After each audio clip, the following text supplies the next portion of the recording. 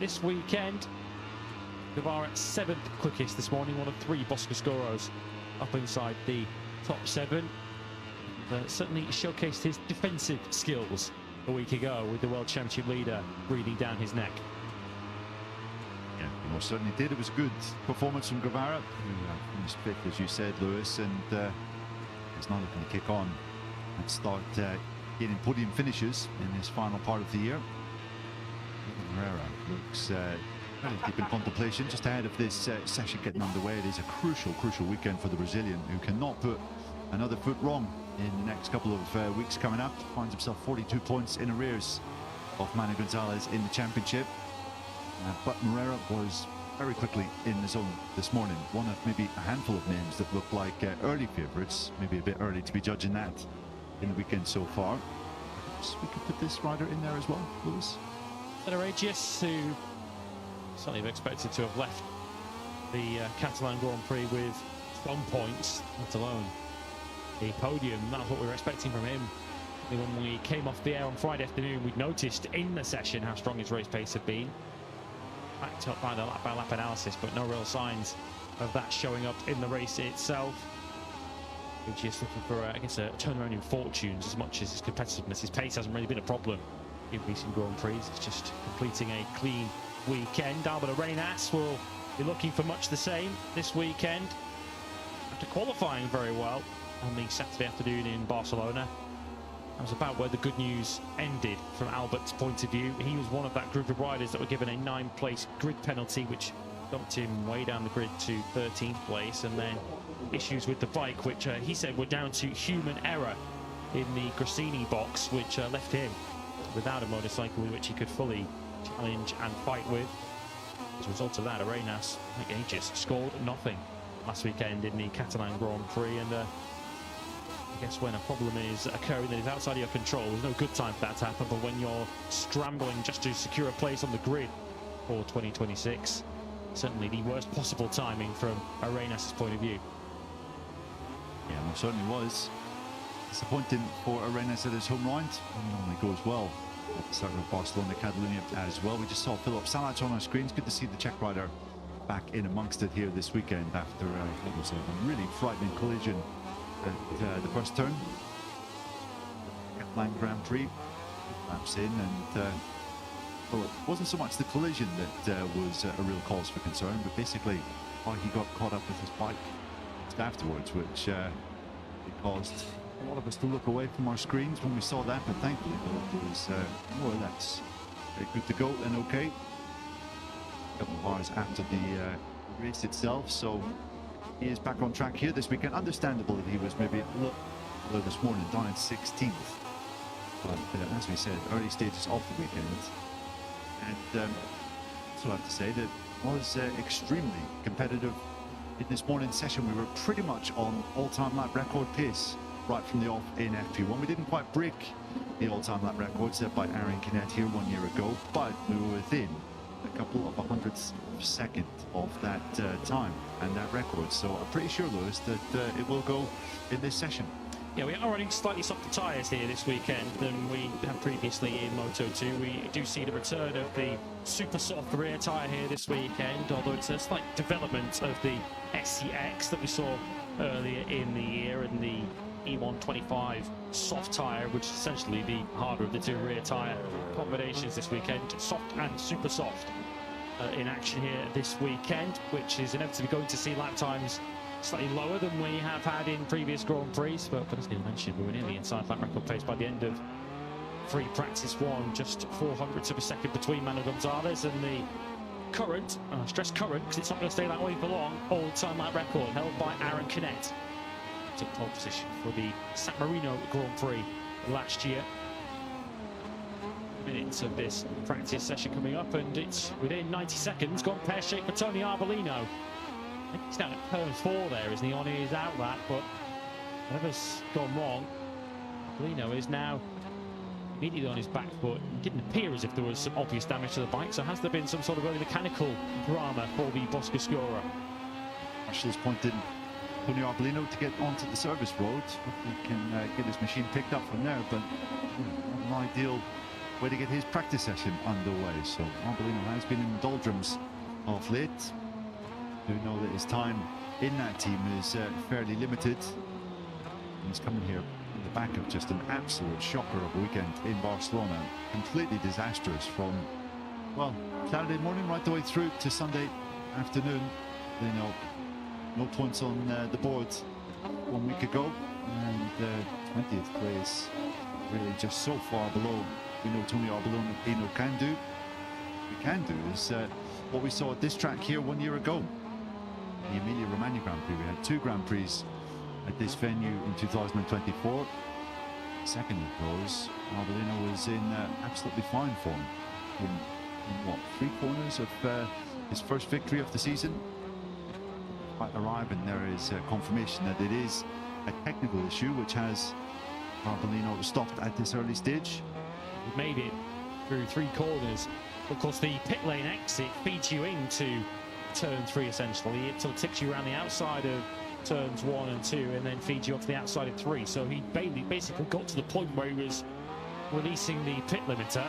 And obviously, he didn't get the feedback he needed or wanted from his Triumph-powered Boscoscuro machine. So we came into this session with Colin Vire with no laps next to his name. Tony Arbolino might be about to do the same in reverse. A strong first session this morning. Arbolino was inside the top 14 this morning, potentially nothing to speak of this afternoon. And this, of course, is the session where we decide Q1 and Q2 places. So the worst moment in the weekend for Arbolino to encounter problems. So we get our first lap times on the board then. We're expecting lap times firmly into the low 35s, if not 34s, by the end of this session. David Alonso has popped in early 136.357. Alonso's point of view, that's around about 0.3 of a second shy of what he did earlier on today. There were an awful lot of laps getting cancelled earlier on today. Incidentally, if you were with us this morning, you might have seen it played quite a key part in the session, particularly when Diogo Moreira was concerned. If you look at the riders towards the sharp end in pre-practice one this morning, Manu Gonzalez, he had 3 laps cancelled. Jake Dixon just the 2. Celestino Vietti, for example, he had 4, as is Danny Holgado. Senna Regis, he had 5 laps cancelled. Diogo Moreira had 6 VAT laps cancelled, 6 hot laps, and they were, with the exception of one of them, all on his very first run of the session. Let's just say the first half of free practice one for Moreira was an exercise in finding out where the limits of the track go. Yeah, and I guess that's what free practice is for in some respects. It doesn't count toward if you're going into qualifying 2 automatically on Saturday. So the session is there to be used to try and test the absolute limits of the track. Hopefully the Brazilian can rein it in just ever so slightly in this practice session. He certainly will need to, coming up towards the end when past lap time will be absolutely critical to how this weekend pans out. We saw some tremendous comebacks back in the field in Barcelona, and with it being a race of tyre conservation, you felt that even if you did qualify quite badly, if you sort of quite savvy with how you manage your tyres, as we see Daniel Holgado have a decent front end moment there coming through turn number 1. Even if you're decent managing your tyres, you could still make it to the end of the race with better speed than the riders up ahead. We saw that with the likes of David Alonso coming through from 25th on the grid and finishing in 8th. But get a back qualifying here, Lewis, and I'm inclined to believe that yeah, your chances of a good result, chances of a top result will certainly be over before the race even gets underway. Yeah, big overtaking spots around this circuit. You would say turn 1 is an opportunity, although as far as main straights go on the calendar, this is one of the shorter ones. Turn 4 potentially opportunity, certainly if you're on the last lap, and Bastianini will tell you that after the Emilia-Romagna Grand Prix last year. Turn 8 down into Quercia at the end of what is really the longest straight on this circuit, even if it does technically have a corner partway through it. The gentle left kink of 7. If you're really brave, you can overtake into Carbone, the fast right-hander at the end of the straight out of 10. Tremonto, also the big opportunity, as we saw, we have seen in previous Grand Prix. Of course, the Moto2 race was in part decided at the Emilia-Romagna Grand Prix by mistake for Tony Arbolino. Turn 14, if you can get a good run through that sequence of right-handers through 11, 12 and 13, you can launch a block pass into turn 14. The Claro corner, which is one of the slowest, not just on this circuit, but any circuit we go to on the Grand Prix calendar. Just 60 kilometers an hour in first gear through there. It's tight and very tricky. The problem spots on this very short Misano World Circuit. Marco Simoncelli to go on board with Diogo Moreira coming out off final turn there, turn number 16. Looked like he was well within track limits on that occasion. 9th for Moreira early doors here with 35.7. So we're down to a 35.3. Early stages of the session. Ethan Guevara currently the pace setter, and still some way to go before we start to see potentially record breaking times, or are we? Because Chief Dixon is on a fiercely fast lap time. You can see he's down in 27th at the moment, but the number 96 potentially on course to be on their lap record here with this lap. Yeah, this could be close. This 134.935 is the all-time lap record. It's still intact, just about. Dixon, though, does go ahead of his former Aspar teammate. Of course, both in different surroundings now. Mark Vidies and Blue Crew Pramac. It's Dixon now by a quarter of a second from Ethan Guevara, and the best part of half a second back to Baltus and Van den Goorberg, third and fourth at the moment. I haven't seen anything particularly representative yet from the World Championship leader, Manu Gonzalez, who was late out of the pits at the start of the session. He's in 13th spot at the moment. He's jumped up into 7th as Gonzalez, so no drama from him at the start of this session. You can see this is quite a fast and competitive little group here. Aegis and Alonso vying for position on track, but stuff that from Dixon early on. We were saying earlier today during FP1 that this has not really historically been a great track for the Brit. He was 5th here in the first race that we had here last year, the San Marino GP, and then he crashed out of the second race, and that kind of started a bit of a downward spiral that went on into the flyaway races and really saw Jake's championship challenge stutter to a halt. So this is going to be a real test if the kind of changes that he said the team made just before Hungary and then to the bike during the Hungarian Grand Prix still helped him out in the last 2 races. I feel that if he can fast here in the podium fight, then that will really bode well for his late attack in the flyways. Scorers have won 2 of the last 4 Grand Prix here. Igora, his way to the World Championship last year, won the San Marino Grand Prix, and 2 years prior to that we saw the fairy tale first victory for Alonso Lopez on board the Boscoscuro as he belatedly, I guess, launched his Moto2 career, having joined partway through that season. Lopez arrives here to a circuit which of course does carry those strong memories on the back of the best dry result of 2025 last time out in Barcelona. We have seen Lopez on the podium of course this season back in Austin. That was a rain affected Grand Prix, but we haven't seen him achieve a dry result on the level of Catalonia all season. 7th place for Alonso Lopez. So finally some green shoots of recovery for him as he gets set to move to a team not too far from here, the Grassini squad in Moto2 next year. Not sure if we're going to go on board with Diogo Moreira for a lap, but there was a brief view of his rear end as he comes out of the final turn. Another strong start to a session for Diogo. You can tell that he is very much up for it this weekend, judging by what we've seen so far this Friday. A little more interested in number 44. You can see his current time on the bottom of your screen. Go on board with him right now as he comes around turn 14, the Gano corner, into this fast left at turn 15. Kinet has come agonizingly close to victory here on a couple of occasions in previous years.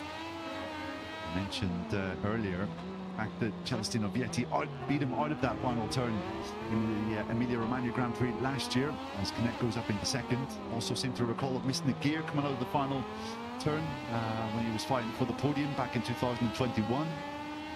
So he's consistently been up there as Kinet, but never quite managed to get the job done on Italian soil. But slots into 2nd, and this is shaping up to be quite an interesting fight this weekend, Lewis, because all of the big hitters in the championship, the likes of Kinet, Moreira, Gonzalez this morning, even Vietti and Dixon and Baltus, are also looking quite strong. So this is what we want to see. We want to see the big hitters in the championship trade blows.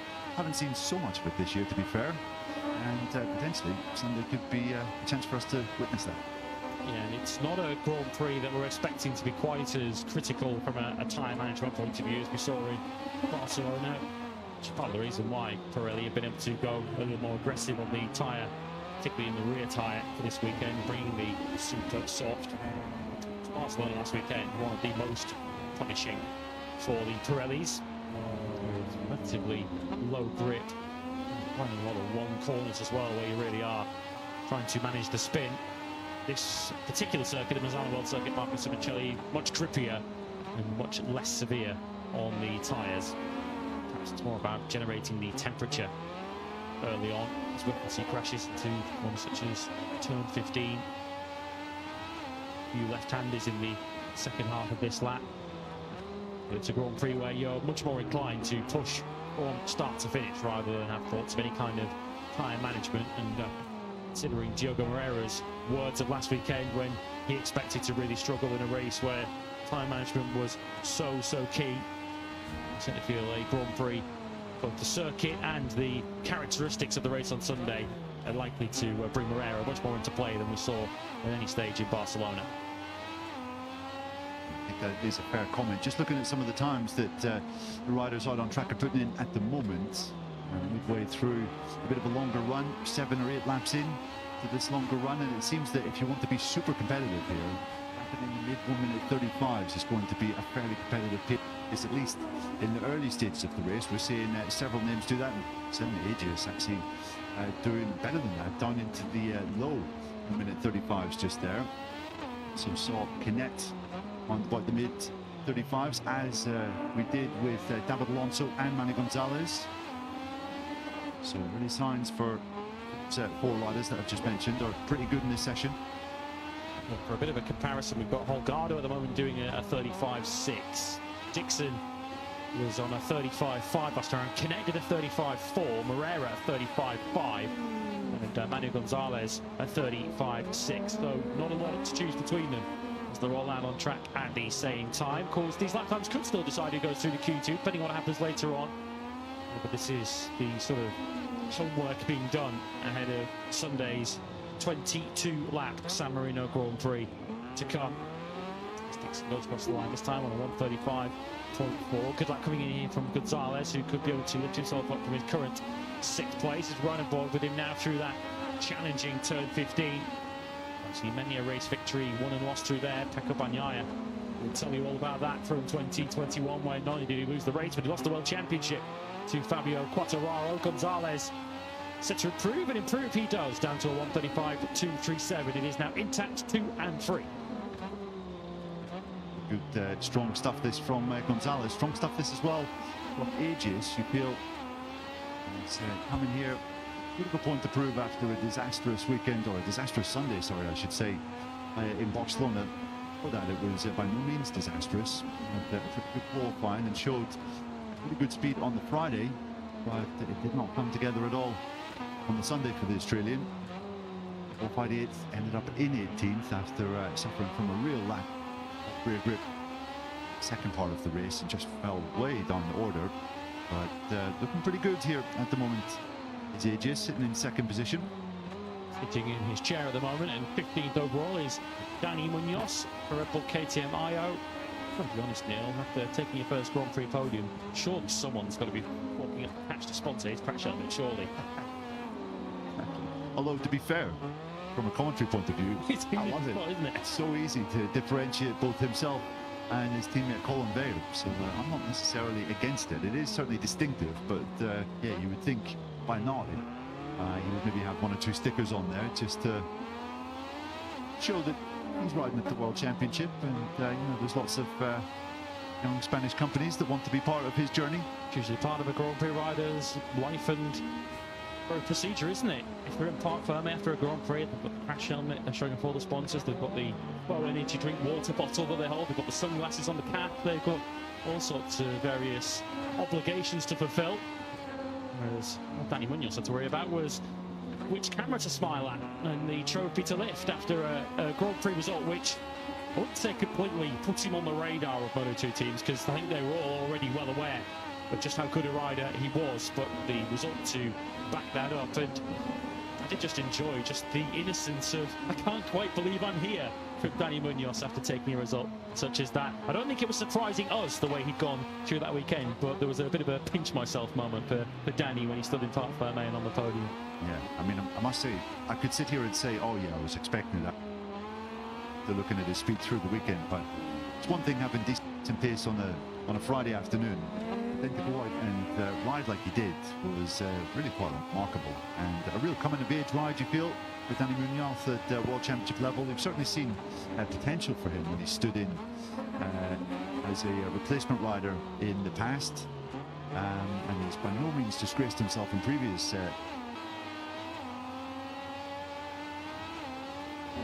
manner in which he really took the fight to Jake Dixon in that fight per second. Was really, really impressive for such a young rider. And what I liked, we went to speak to him after the race. He apologized beforehand. I'm really sorry for my English, and then went on to speak in very, very acceptable English. So he's modest to boot as well, which I certainly liked about him. Yeah, had already scored points in Aragon and in Austria already this season. So it was certainly the best results and best performance we've seen from him, but it certainly wasn't the only quietly impressive ride from Dani Munoz so far this year, and we are expecting him to be a full-time Moto2 rider. We're expecting him actually to be on this bike that we're riding on board with next year. The likelihood that Diogo Moreira is going to be an LCR Honda MotoGP rider next season, that is certainly the way the wind appears to be blowing. And in terms of likely replacements, it does appear as if the rider at the top of the Italtrans shopping list is Dani Munoz, to slot in alongside Adrian Huertas next year. It sounded like they were keen on Barry Baltus, but Baltus decided to stay with Fantic. It sounds like Sergio Garcia was actually another very, very strong contender for that Italtrans seat. And you think it's up, oh, someone's gone down, as we can hear in our headsets. You might be able to hear at home as well. Yellow flags are out in sector number 3. And we wait anxiously to see exactly what happened. But yeah, it looks as though Munoz will be going to Italtrans next year. It is Baltus, just as I mentioned his name. So let's hope that the Belgian is okay. It didn't sound like a fast crash in our headsets, and it's, by the looks of it, quite a slow one. That's a Tremonto at turn 10. He's just wheeling his bike into the long lap penalty loop there. Baltus, who currently sits in 9th place. This is the crash that he suffered. We did see Morbidelli go down here in the MotoGP session earlier on this morning. It looked like the rear came round on him there as he was trying to feed the power in to fire back down the back straight up towards Cavone. Some slight damage. You can see one of the brake protectors lying on the racetrack, and that is Jake Dixon, who's also gone down. Dixon down at the final corner, turn 16, so your current session leader, it might be just as well that he's put in a 1:35.068, because he's gone down, and here's how he did it. Under like just the first touch of throttle there as he was coming through turn 16, the final turn on the track, and the front just gave away. So bit of a strange one, that. Just see Latrina Castro saying there to Graham, the Olin's technician, that the front was pushing after the touch of throttle there. So current number 1 in this session is looking down the barrel of 10 or 15 anxious minutes as he tries to get, firstly, his bike back to the Mark VDS box, and then back repaired and go on track again. But as you said, Lewis, a 35.0, considering the current lap record is a 34.93. Perhaps Dixon has already done enough to get a spot inside the top 14 coming into this session. Yeah, what he might particularly lose out on is the extra homework that he can do this afternoon to get himself ready for the race on Sunday, as Munoz now moves himself up into the top 14, just ahead of Ivan Ortola. And we're mentioning the Spaniard's name, Ivan Ortola. We did have some news during the lunch break regarding that MSI squad for next season. It's news that will surprise precisely none of you, but it is worth officially confirming it anyway. Senna just tries to keep himself out of the way after making a mistake in the final corner. We now know officially the MSI lineup for Moto2 next season. Their Moto3 lineup may have to wait a little longer because that might more be dependent on which riders are eligible through Red Bull Rookies and Junior GP. But Angel Takeras, their current Moto3 championship contender, will be moving up to join Ivan Altola in what, on paper at least, looks like a pretty tasty Moto2 lineup for next season. Yeah, decent Moto2 lineup, and being honest, that was confirmed like back before the summer break. Just took it as read, didn't we? Yeah, I think it was around Aragon time when obviously things went a little bit south for Sergio Garcia that we heard that Takeras would be stepping up with that squad next year. Remains to be seen whether it will be with Norman Rank, who's currently spannering for Michael Ladre, ex-Ayagura crew chief, of course, and highly successful in that. Went on to win the World Championship in his first year with that team, with the Boscoscuro chassis as well.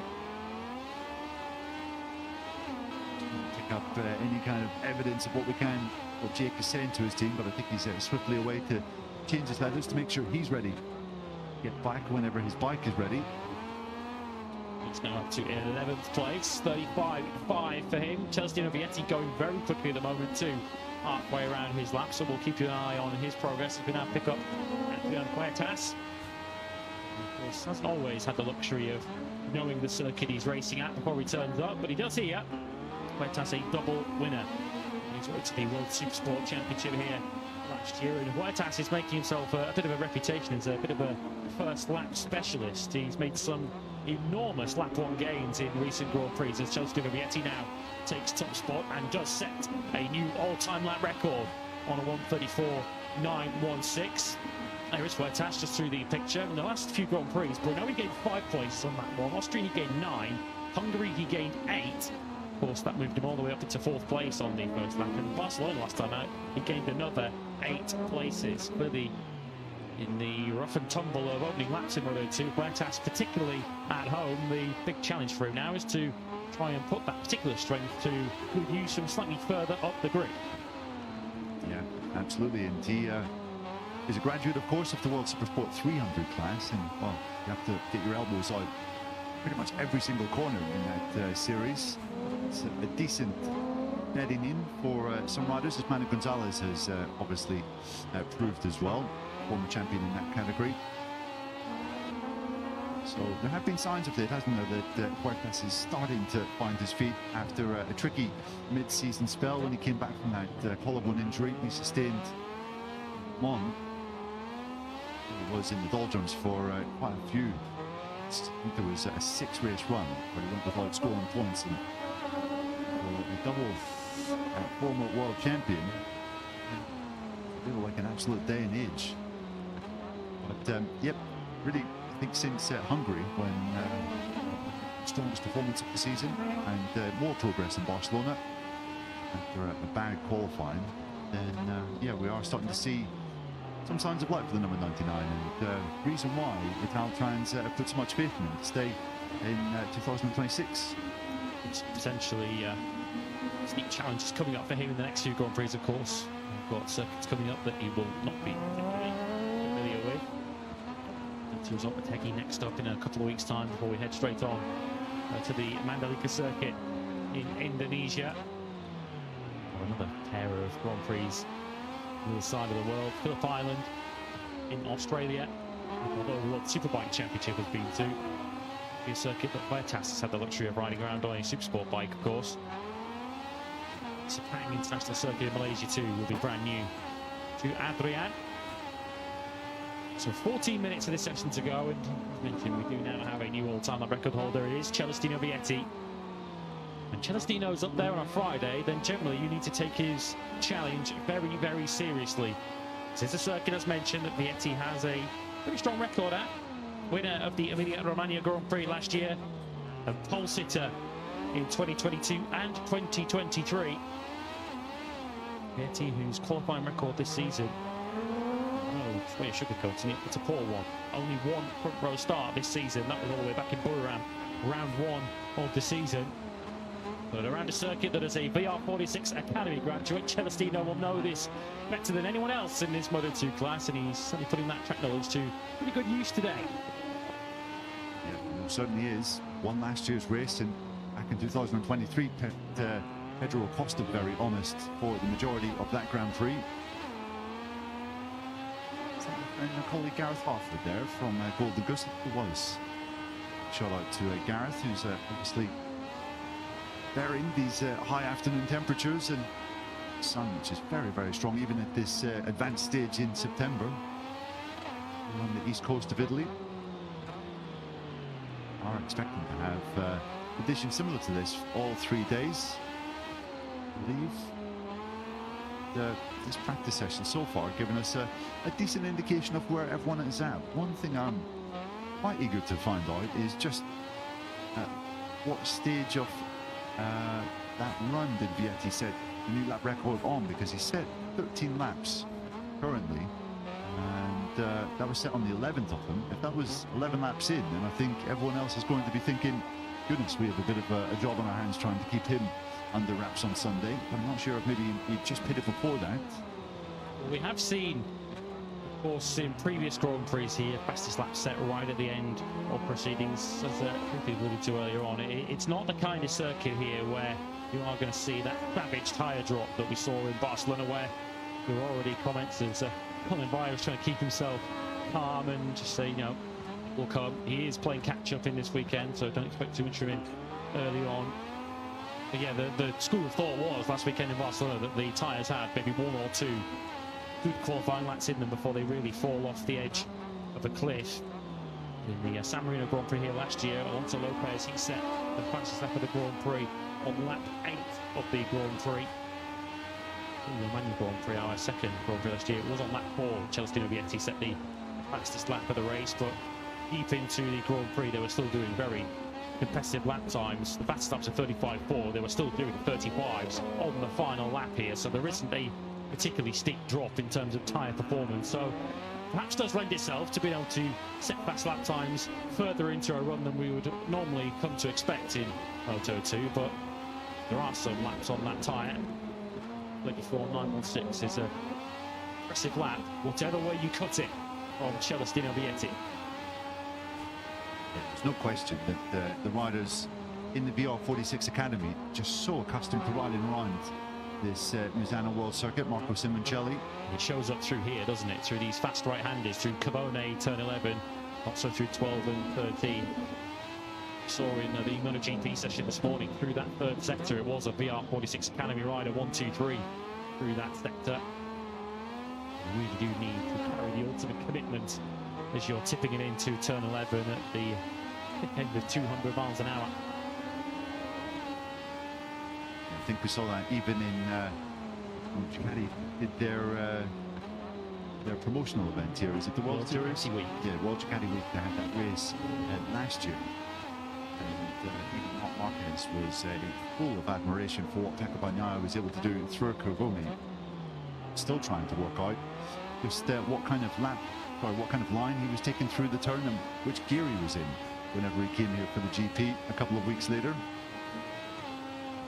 It is hot work out there, judging by the expression on David Alonso's face. Alonso currently in 13th as we head towards the time attack stage of this practice session. But yeah, historically, the VR46 Academy riders always been so strong here. We saw that with Lorenzo Baldassarri in his victory here in 2016.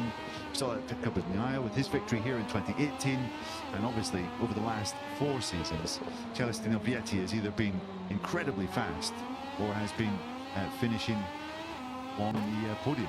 And by the looks of it, he could be on course to do that once again in 2025, because he is on yet another fast lap time on this current lap. Yeah, this is a really impressive run from Vietti. Of course, he did that 34.9, and his last 3 laps he's done have been 35.1, 35.1, 35.1. He is on a really consistent, quick run here. It's the number 13. So showing a level of consistency on these tyres that will certainly catch plenty of attention down this Moto2 pit lane. Let's see what kind of lap time this is.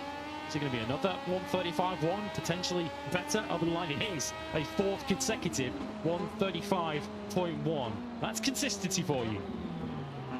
Certainly is. Vietti, I think, putting his name in the picture to be the potential favourite at this early stage of the weekend. It's a award that means nothing in the end. Obviously change quite significantly from here, but Vietti, early stages anyway, and early indications that he is sitting very quickly indeed, as we just saw Aaron Canet head out, and expect to see some red crash helmets and red sectors coming up in your screens here, as we see Jake Dixon has managed to get back on track. Good job there from Mark VDS technicians who managed to repair his bike. It's a bit of a save in some respects for Dixon. Generally, when you crash at turn 16, you would expect a little more damage to be done to the bike than that. He got away without too much damage, and it seemed that the only thing that really needed changing were the leathers. For Jake Dixon, who's now back on track as we pick up the Catalan Grand Prix winner Dani Holgado, who might well move himself up from 10th to 2nd here. Estimation is that he's going to go up into 4th place. As we follow the 27 now into the final turn 16. You can see the chattering there on the front end as he goes across some minor bumps into the final corner. And Holgado actually goes even further up than that, and he goes fastest overall, and he now takes over the all-time lap record.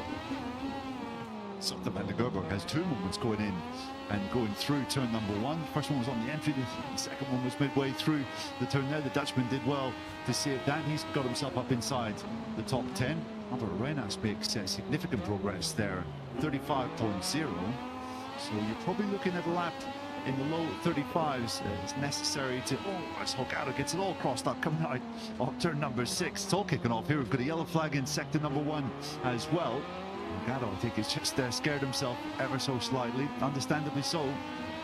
Perhaps got a rather tender and slightly uncomfortable part of his anatomy there after that. It's Marcos Ramirez who's gone down. He was right behind Holgado on the racetrack when he set that lap record, and he's gone down at turn 4. Where we did see him go off through the gravel trap earlier on today when he stayed upright. He wasn't quite so lucky this time.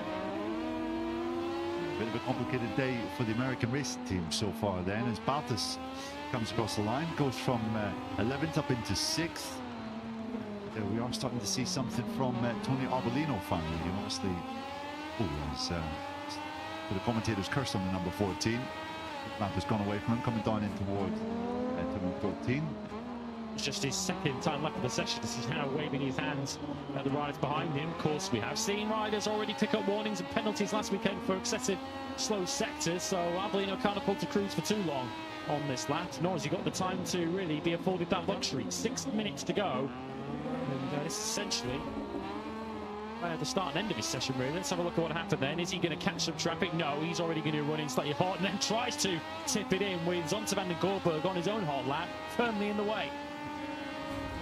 I think he can have no complaints there. Zonta van den Gorberg on a fast old lap of his own. Can't wait around forever. Yeah, exactly. It was not exactly on lap record pace there. So, yeah, I think that is entirely fair from the Dutchman. The yellow flags have been causing a bit of chaos for lap times. You can see Aaron Canet has just had his fastest lap time cancelled. But what about this from Jake Dixon? He was fastest about 20 minutes ago. He's been shuffled back into 4th, but Dixon is looking to reverse that once again. Of course, at the point that he went fastest, he was fastest by quite some margin, wasn't he? A good quarter of a second clear at that point, and it doesn't appear as if the tip-off at turn 16 has dented the confidence one iota for the 96 as he drifts a little behind Holgado through the 3rd sector. We've got Salax right behind him. Then we have Alonso Lopez just in the back of the picture. They are also on personal best. Van den Gorberg also potentially on lap record pace, but we'll pick up Dixon first through the final corner. It's right there as you feed back onto the racetrack. You've got to avoid touching the green. Dixon did avoid that, and he moves up into 3rd place now on a 1:34.9. Yeah, super promising day this for Jake Dixon. Really strong Friday so far, with the exception of that fall down at turn 16. You can see yellow flags out. Looks as though we've had another crash at turn 13.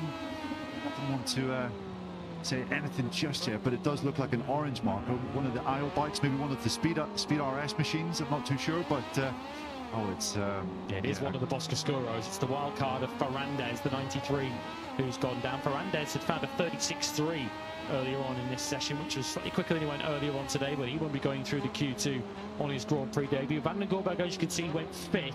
As we now follow Huertas over the line into 10th, so Canet's now got to improve because he's been relegated back down to 12th place. And perhaps having caught those yellow flags, Canet and Moreira, 12th and 13th, sitting a little uncomfortably. Yeah, two riders that were starring this morning, or certainly Moreira was starring earlier today. It goes into 7th, so that'll probably be job done at 35.1 for the Brazilian. Here's for Huertas. He just had that lap time cancelled, the lap that briefly put him into the top 10 at 135.2. He's now been shuffled backwards again. Dixon is continuing to lap on near enough record pace. Can he perhaps succeed where he relatively failed the lap before when he drifted in the 4th sector? But other lap times getting dumped up our screens now. Moreira's had a lap time cancelled, although I don't think it was his fastest lap of the session that's been cancelled. Here comes Dixon then across the line. It's another low 35. He stays in 3rd place. Yeah, it's pretty clear where Dixon needs to work. It is in that final sector. Understandable if he's been a little cautious. It's fast fall at turn 16 earlier in this session.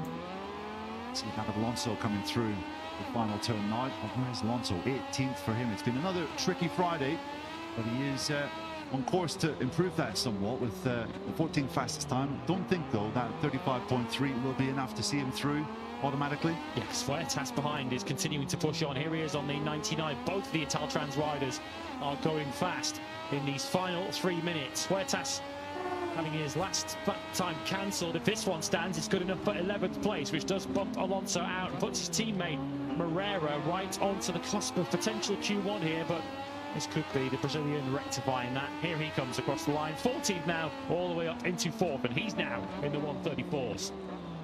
Yeah, that will be job done then for the Brazilian. Aldran's crew look on, fairly content with their day's work so far.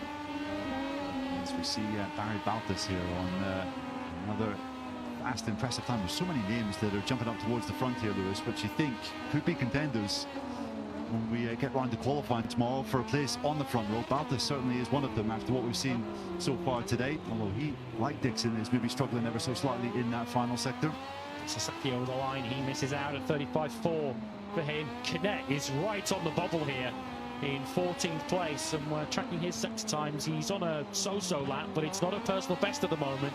We've got Guevara 13th, who might have expected his form earlier in the weekend to be much higher than that. Huertas is a tenth and a half up halfway around. Vietti's a quarter of a second up, 3/4 of the way through his lap. The lap record is in further threat.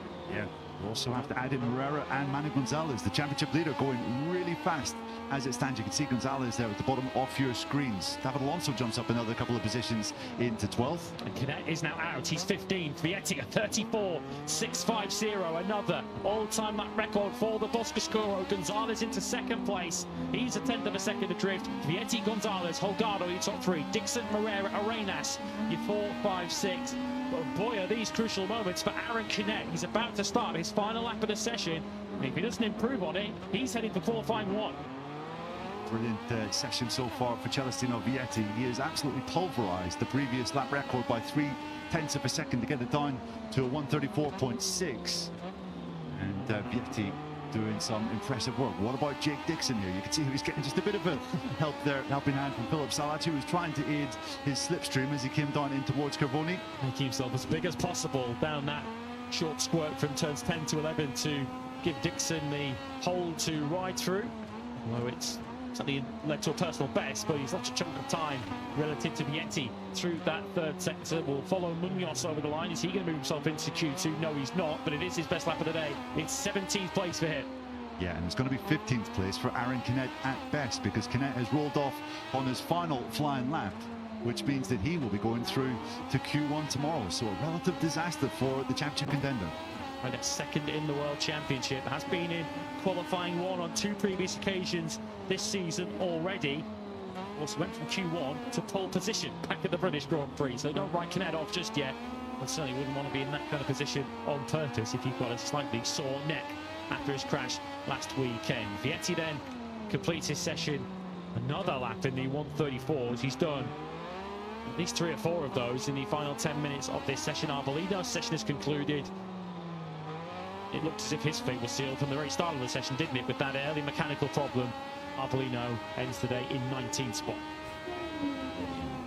St. Aegis is another rider that's maybe having 1 or 2 small issues in that final sector. You can see super strong in sectors 1 and 2 on his final run.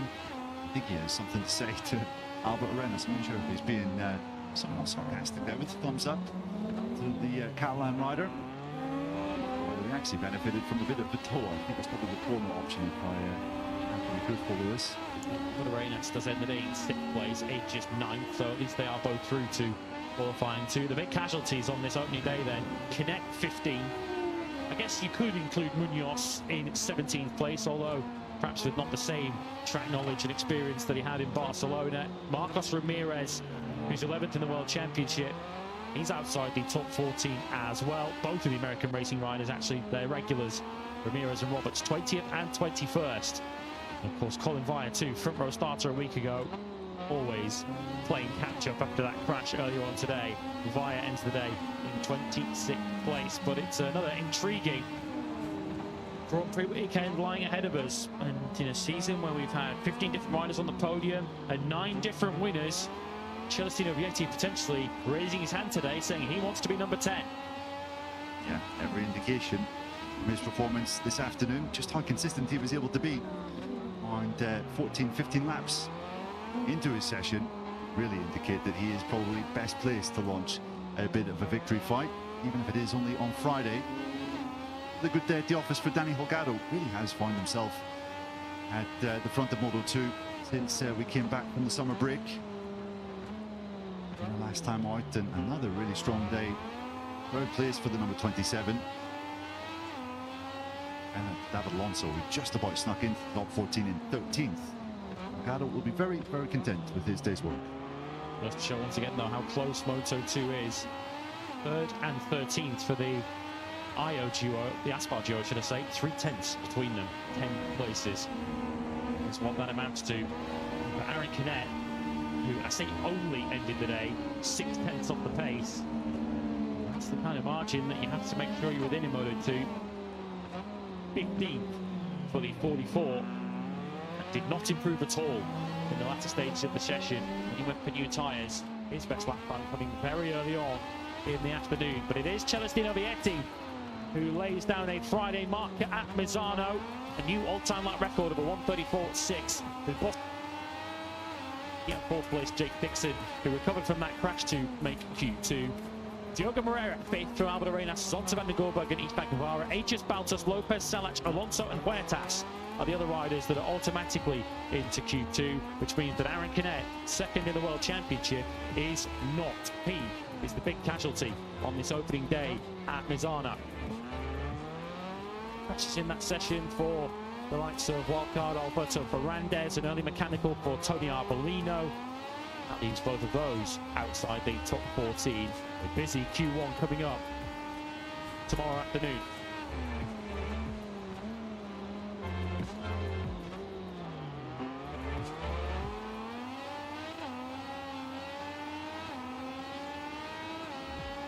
Well, boy, was that a dramatic and interesting.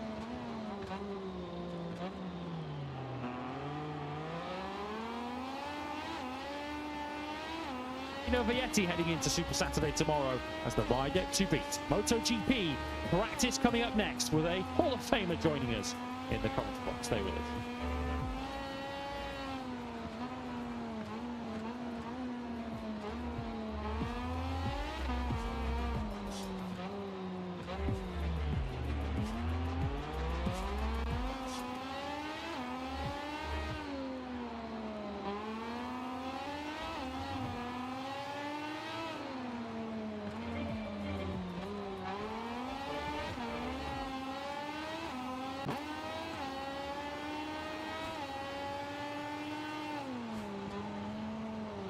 With a 4-race flyweight tour of Asia and Australia loom. MotoGP is back in Misano for round 16 2025. Located in Italy's Emilia-Romagna region, the nearby coastline is one of Europe's most popular for domestic and international tourists, and is an area that's produced some of MotoGP's biggest stars, including the one and only Valentino Rossi. Practice is next live. It's time for MotoGP.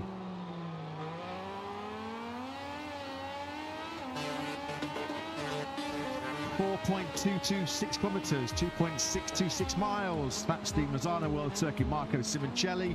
First Grand Prix in this part of the world all the way back in 1980. That was a 40-lap affair on what was then a 3.448 kilometre circuit.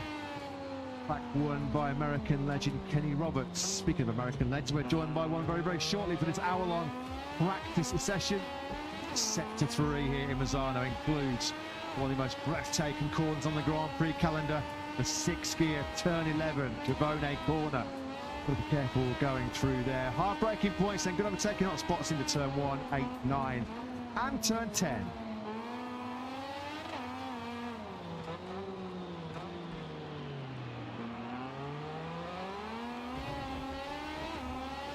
Good afternoon and a very warm welcome back to what is a very warm Italian Adriatic coast. Don't be fooled by some of those clouds that are looming overhead here in this part of northern Italy, because it is hot, hot, hot, and the temperature rising as well as we prepare for a crucial 60-minute practice session here in round 16 of the 2025 MotoGP World Championship.